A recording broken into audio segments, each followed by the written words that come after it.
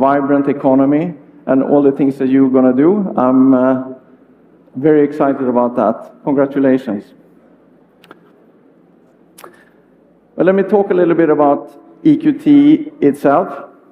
And I think this is one of the things that is very important when we talk about AI also. Our purpose is to future-proof our companies and have a positive impact in everything we do. And when you talk about future-proofing, of course, digital becomes a very important aspect of that. But I like to put things into context. And EQT itself was founded by the Wallenberg family, and they've been going for 150 years. They're on the 6th generation. So talk about long-term and future-proofing. I joke and say they own everything in Sweden except IKEA and Spotify, but actually it's not far from the truth. I'm sure you recognize some of these iconic brands like Electrolux or ABB, Saab, SKF, and Ericsson. They own Nasdaq, AstraZeneca, but they own these companies forever. And they started EQT and instilled their long-term view in us. So how can we future-proof our portfolio companies? And this is because of the values that they set up. This is the culture that long-term thinking is really, really important. So if EQT is an investment organization, so we own many, many companies. We own 200 plus companies. Why is digital important and why is AI important to us? So let's take a step back and disregard AI for a moment and talk about digital. So what you see on this slide is about the 8-10-year-old survey made by MIT and Capgemini. The dots that you see are companies. And on the x-axis, you have these companies' ability to understand and act in a digital world. Their strategy, how developed is their strategy to meet the changes in technology. And on the y-axis, you have the amount of activity in these companies, the amount of digital investments. So this gives us 4 quadrants. Down to the left, you have the beginners. Digital beginners, they have no strategy and they don't do that much. Down right, you have the conservatives. They are the companies that know what to do, but for different reasons they don't invest. You have the top left corner, those are the fashionistas. What they do is they do a lot of stuff, but it's not really coherent strategy. And the top right is the digital leaders, where you both have a strategy and lots of investment. And the interesting thing, and I think there's a lot of MBA students here, so this is a very, very good slide for you. The interesting thing is when you connect the financial outcomes of the digital leaders with the laggards. And if you own hundreds of companies, where would you like your companies to be? Of course, the digital leaders. Now, this was made 10 years ago, and now, before this, the latest hype around AI. My point here, my thesis here, is that AI will only accelerate this. It will make it even more important to be in the leader quadrant. It means that we can no longer be fast followers. We need to invest a lot here. So, the million-dollar question, what should be my AI strategy for a company? And here's my attempt to reframe that question is, how can we supercharge the strategy using AI? I don't believe that we should have a separate AI strategy. What does your customer really want? Or if you're in the government, what does your citizen really want? And how can we use AI to supercharge that? I'll leave you with 2, before we go into the fireside discussion, 2 frameworks. One is around where things are going to get disrupted. And what you see on this slide, which I appreciate is a very busy one, is different disruption in different sectors and industries. So, of course, there's difference between media, technology, energy, and so on. But what we also did was we looked at all the different functions in a company, like R&D, marketing and sales, legal and risk, IT, and so on, customer service. And even the takeaway here is that, of course, some industries are more disrupted by AI. We need to be aware of that. But even in industries where you're not disrupted from an industry perspective, certain functions in your company can still benefit a lot from investing in AI. The second thing I wanted to say in terms of framework and thinking is, where does AI end up? It's three main buckets that I think we should think about. Productivity improvement is the first.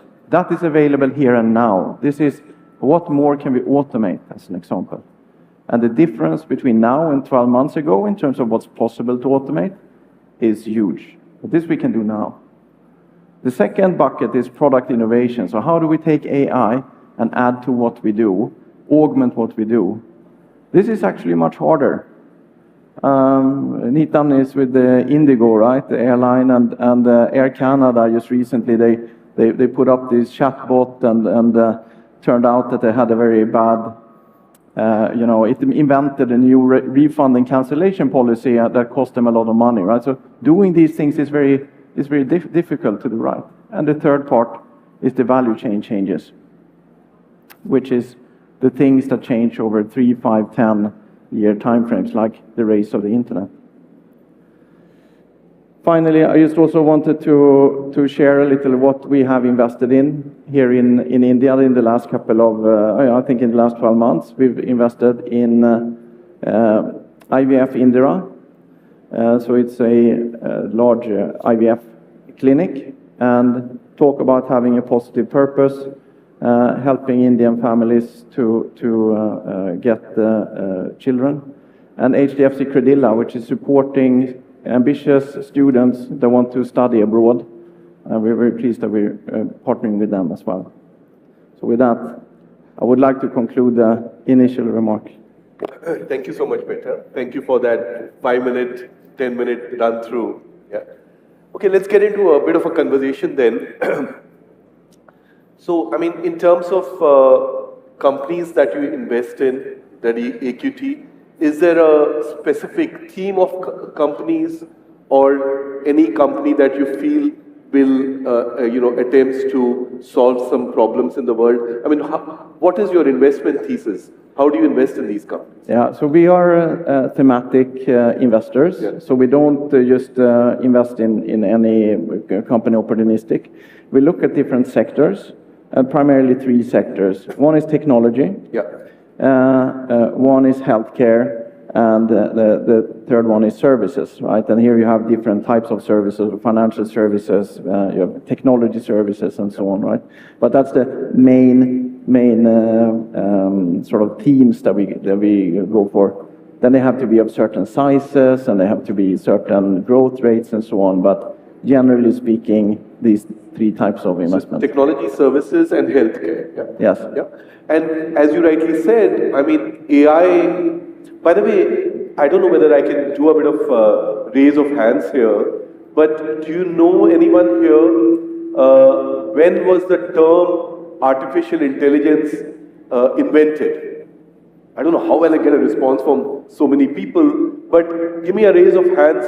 How many people think it was invented in the 2000s? No one? 1970s. A few of you.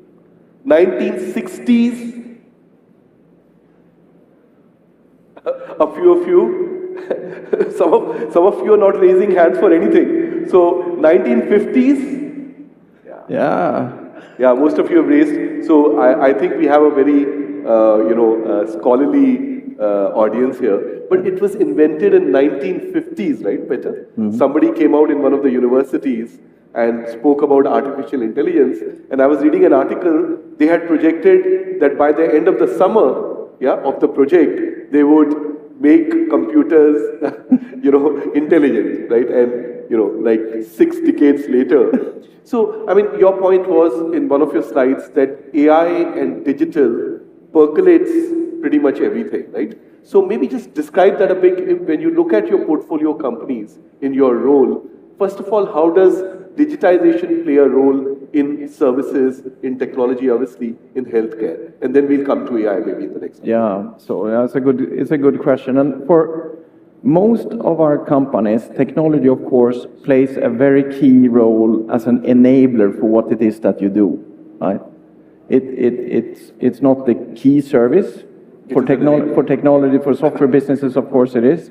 But for most companies, something that enables you to do something better. So if you're in healthcare, I would say let's separate two different types of importance of digital. One is how do you operate your business, right? Yeah. How can you book patients, or how can you do that? That's using technology to operate faster, yeah, so that you can get better service for the patients in that case, right? The other one is when you invest in things in technology so that you can deliver the service better, right? So improving your product or service in that case. How can we do better healthcare? How can we do better diagnosing? How can we do better treatments, right? And those two are separate and bespoke, I think, per company and sector. Yeah, it's very similar for aviation as well, yeah?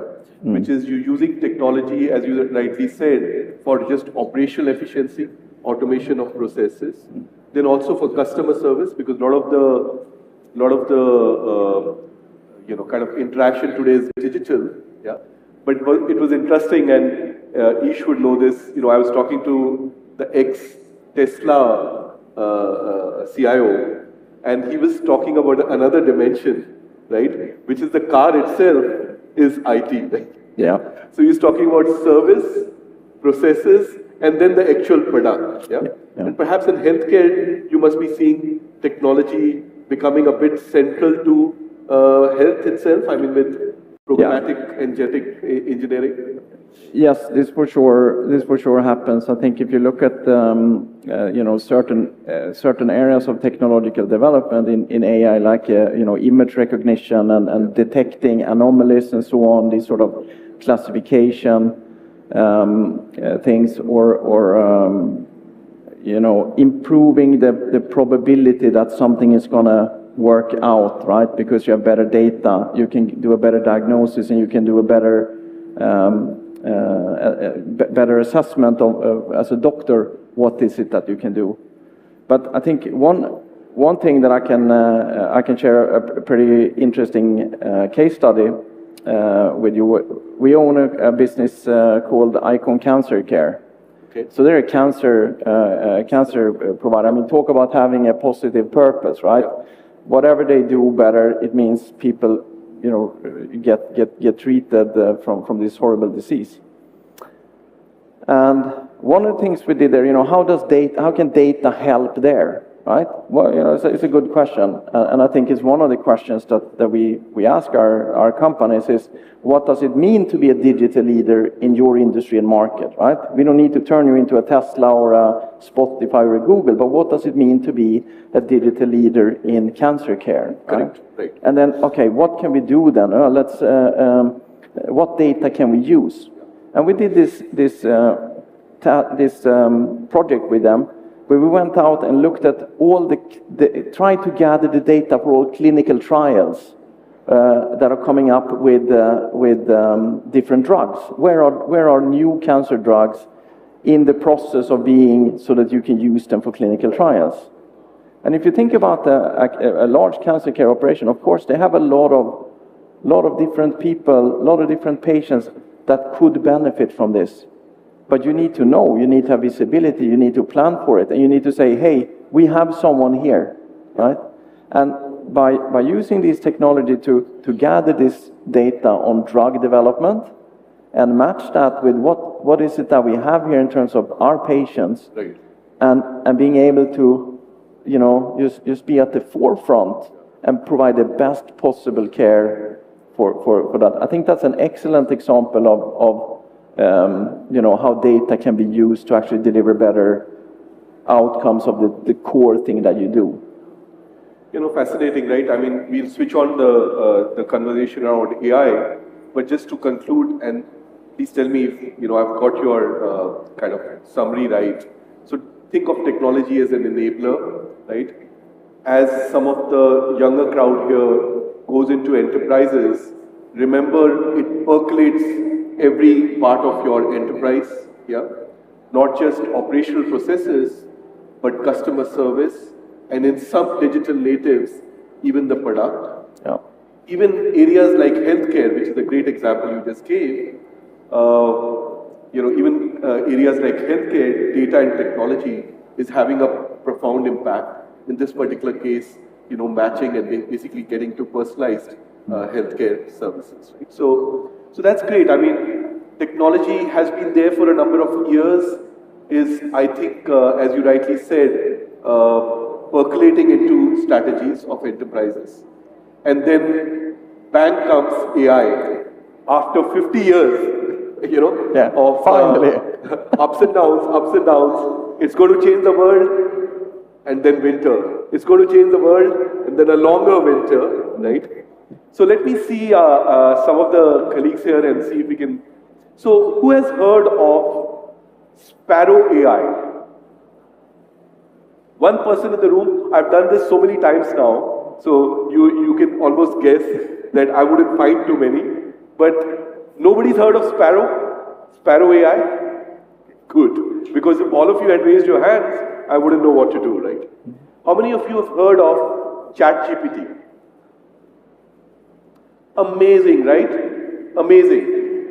Sparrow AI is from DeepMind, a company which Google had acquired a long time back, a great investment. They came up with perhaps a language model well before ChatGPT, right? So, I mean, what is actually a tipping point? Would you agree, first of all? Okay, let's just take a step back and I'll conclude this ChatGPT discussion in a minute. But in your view and what you see, Peter, do you think AI is now firmly in its summer and there has been a tipping point? I think that's a good question. If you ask me that question tomorrow, I'll probably have a different answer because, as you say, it's like you get so disappointed, and then oh my God, it's so amazing, and then you get so disappointed. But let me phrase it this way: I grew up in the 80s and 90s and started to program on the Amiga, and then on PC and Windows 3.1 and whatnot.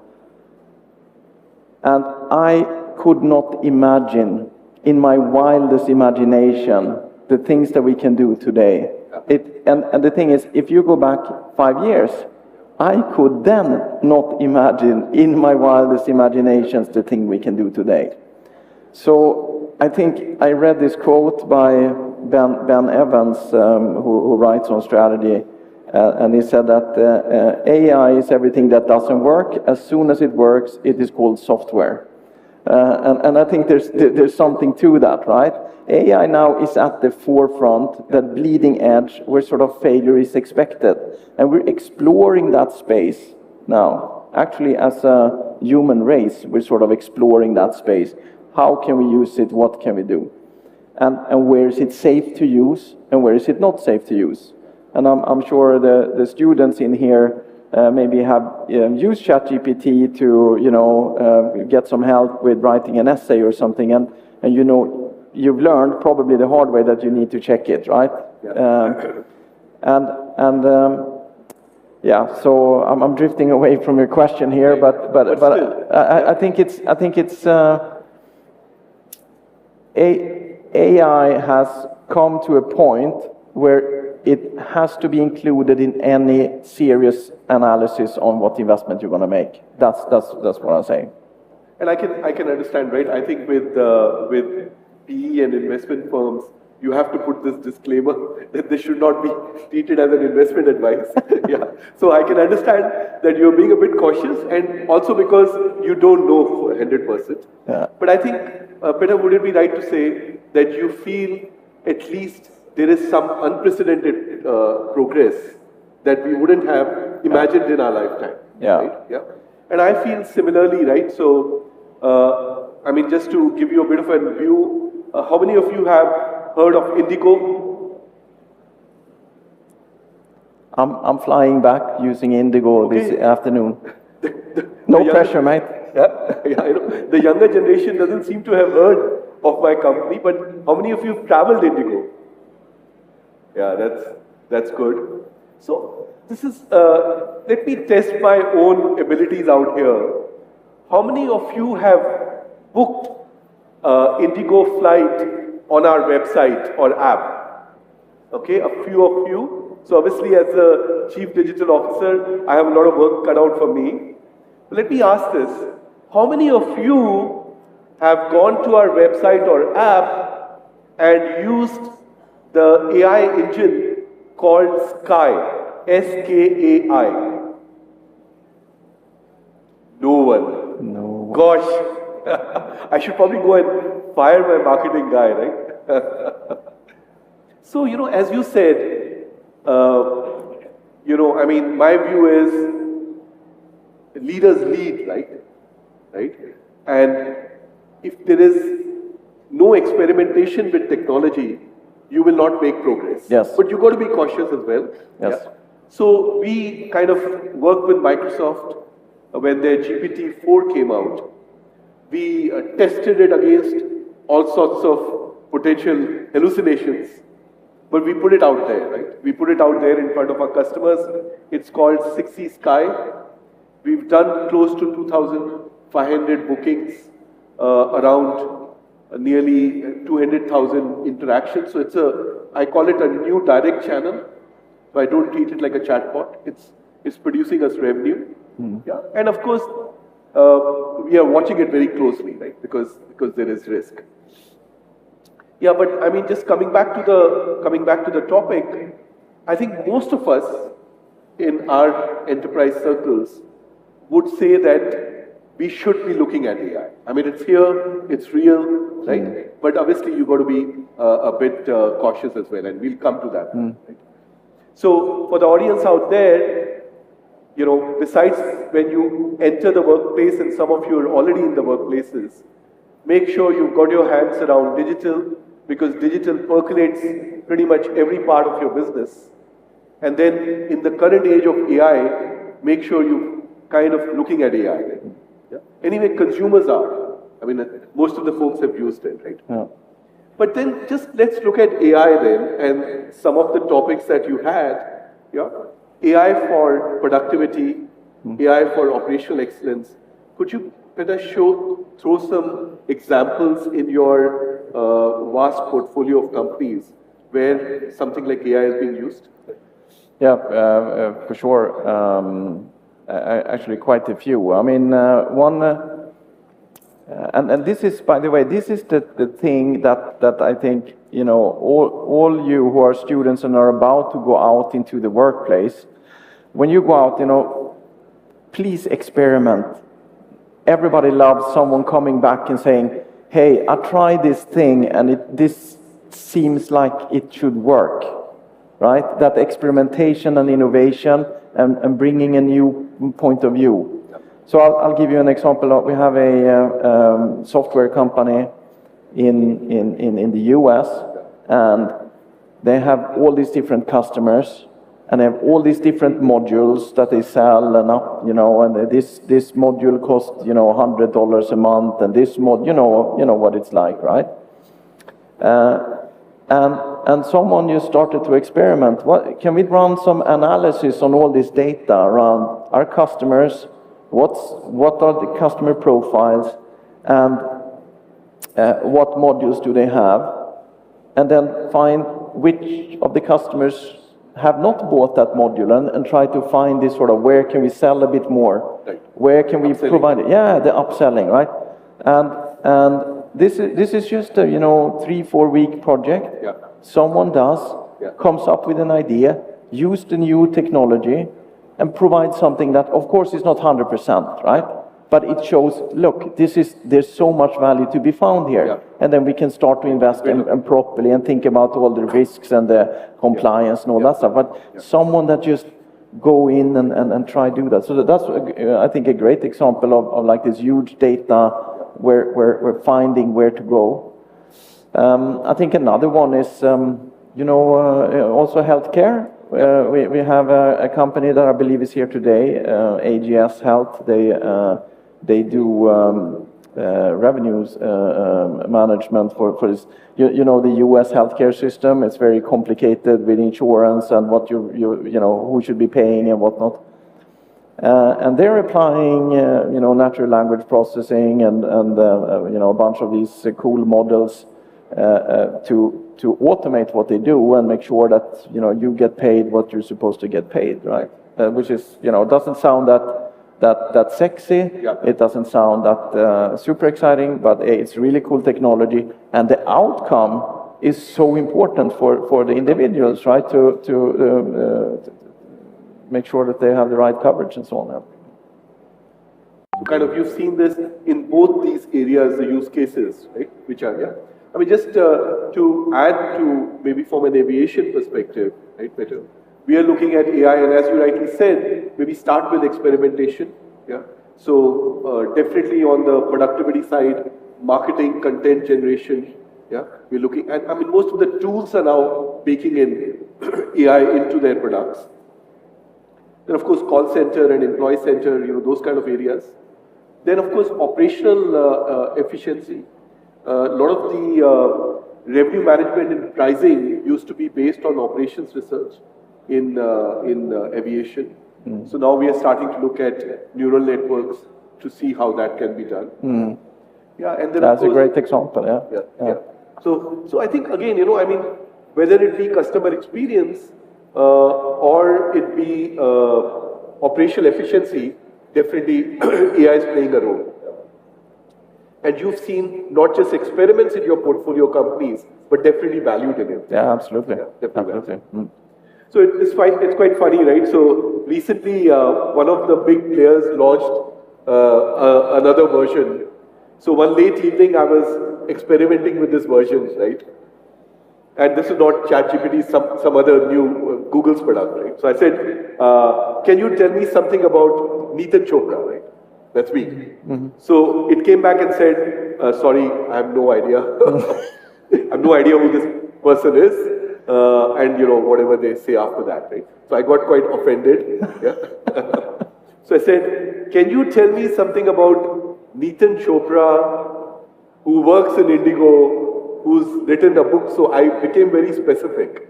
Then that guy said, aha, that Neetan Chopra. Yeah. And then beautifully summarized, right, my profile. And then beautifully, without any hesitation, also said that I have worked in Wipro, right, which I have never done, right, beautifully. I mean, you couldn't make out, right? So it said, yeah, this guy has, you know, written a book, digital transformation, blah, blah, blah, and then he did a stint with Wipro, right? Now, I don't know how it got that, but it was beautifully lined, right?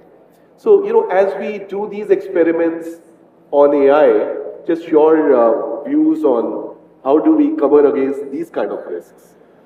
Yeah, I think there's, for the foreseeable future, we need to have humans in the loop because for generative AI applications for that reason. I think,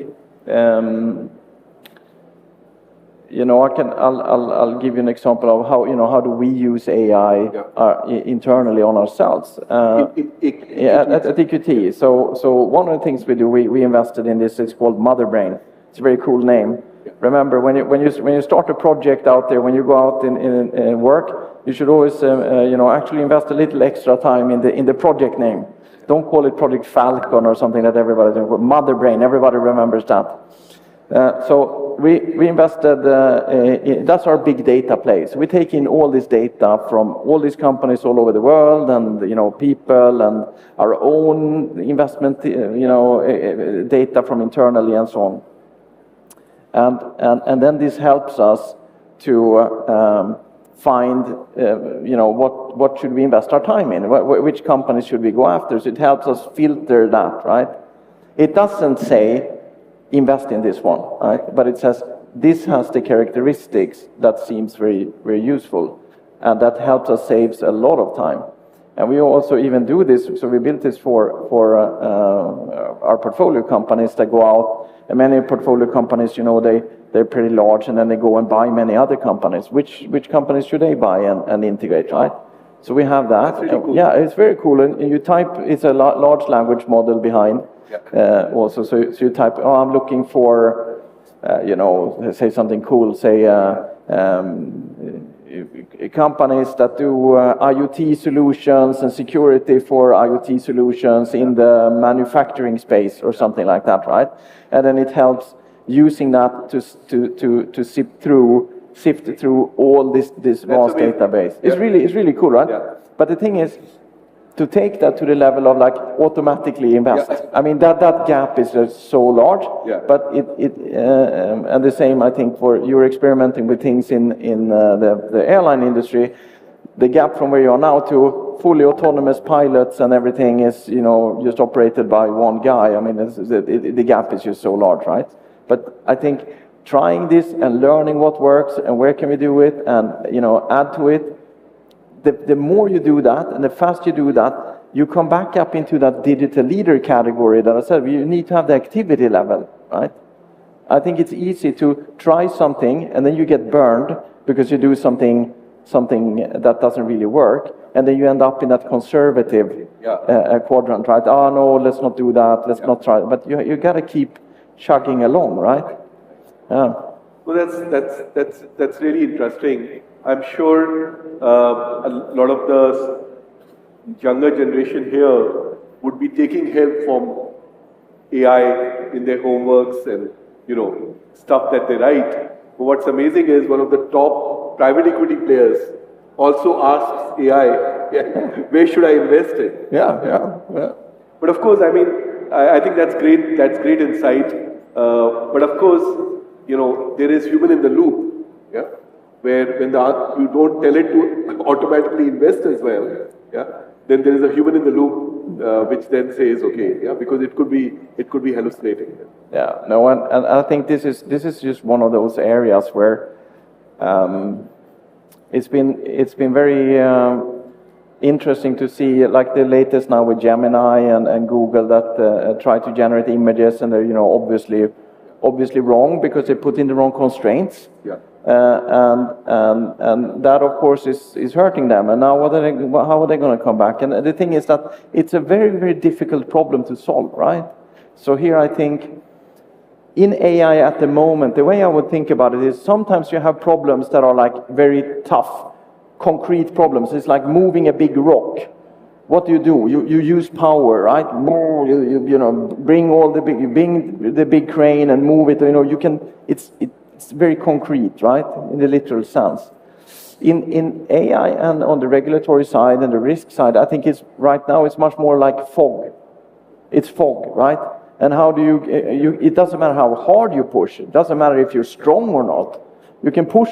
The fog comes. It's still there, right? So the way how do you solve that type of problem is moving slowly, one small step at a time, and feel cautiously, but keep moving, right? Keep moving, and eventually you're out of the fog. I love the way you describe this. Can I use it somewhere else in my? Oh, please.